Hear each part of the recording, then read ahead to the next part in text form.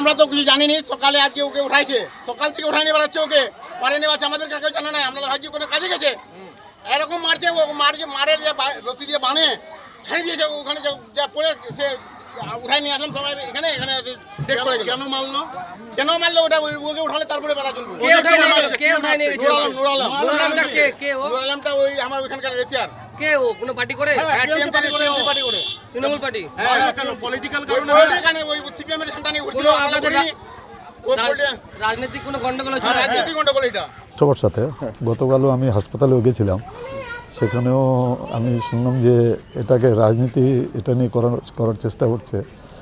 যে ছেলেরা যে মারা গেল সে আমাদের বুথ লেভেল এজেন্ট ছিল, এবং সিপিএম দাবি করছে যে ওদের লোক ছিল, BLA 2 ছিল, তো আর সক্রিয় আমাদের সঙ্গে থাকতো, আমাদের ডিকেডি প্রোগ্রামেও ছিল।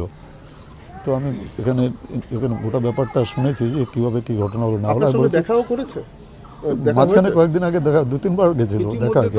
ও তো আমার কাছে যেত মাঝে মাঝে, এখানকার কীভাবে কী হবে এখানকার ইলেকশন ব্যাপারটা নিয়ে আলোচনা করতো আমার সাথে। সিপিএম একটা ছবি প্রকাশ করেছে যেখানে দেখা যাচ্ছে সিপিএম এর ওর বাড়ির লোকজন বলে দেবে, এটা নিয়ে তো আর বিতর্কর কোনো ব্যাপার নেই। কোন সময় সিপিএম এর ছবি ওরা এখানে যারা আছেন তারা সবাই জানেন যে ও কোন দল করতো, তো সেই ব্যাপারে আমার মনে হয় না যে কোনো বিতর্কের অবসান আছে। অ্যান্ড একটা মার্ডার হয়েছে, সে নিশ্চয়ই পুলিশ ইনভেস্টিগেশন করবে, যারা জড়িত আছে তাদেরকে কঠোর শাস্তি দিবে, সেটাই হওয়া উচিত। কি মনে হয় রাজনৈতিক খুন নয়? কোনো রাজনীতির কোনো ব্যাপার নেই এখানে। সিপিএমের কোন লোককে কোন টিএমসি লোক মারতে যায় বলুন? সিপিএমের লোক আছেটা কোথায়? সিপিএমের লোক তো ওই 34 বছর শাসন করে সব চলে গেছে। এখন যেহেতু সামনে ইলেকশন আছে, চেষ্টা করছে এই 23 তারিখের পরে দেখবেন সিপিএমের কোনো লোক চেষ্টাটাও বন্ধ করে দেবে। আমরা চাই আমাদের লোক মার্ডার হয়েছে, যারা এর মধ্যে জড়িত আছে সবার বিরুদ্ধে যেন পুলিশ শাসনের ব্যবস্থাটা নেই।